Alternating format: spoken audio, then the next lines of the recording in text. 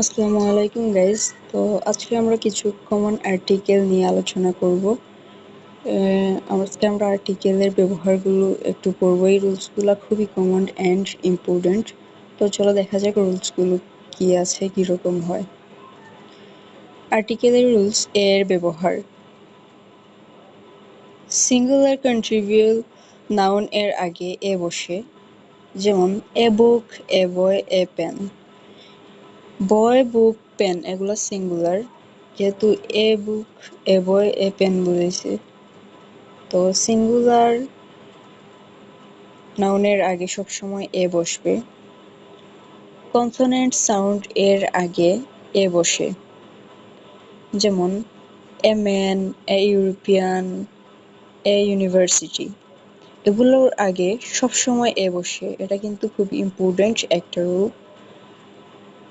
পেশা বোঝাতে এ এন বসে, যেমন he is a doctor, she is an engineer, she is a teacher. তো যেখানে পেশা বোঝাবে সেখানে এ অথবা এন বসবে। কোনো ব্যক্তি বস্তুকে প্রথমবার উল্লেখ করলে এ এন বসে, যেমন I saw a bird. An এর ব্যবহার। Vowel sound A E I O U এর আগে সবসময় এন বসে। তো ভাওয়াল সাউন্ডগুলো অবশ্যই আমরা জানি, এ E I O U A পাঁচটা হচ্ছে ভাওয়াল সাউন্ড, এগুলো হচ্ছে একদম বেসিক। তো এই যে এ ই আই ও ইউ এগুলোর আগে সবসময় এন বসে, যেমন an Apple, an egg, an orange. এটাও খুবই ইম্পর্টেন্ট। তারপর 6 নম্বর রুলসটা আমরা একটু দেখি।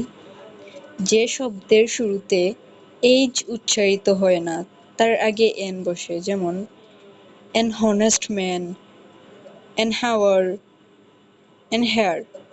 তো এখানে শব্দগুলো এইচ দিয়ে শুরু হলেও এইচ কিন্তু উচ্চারিত হচ্ছে না।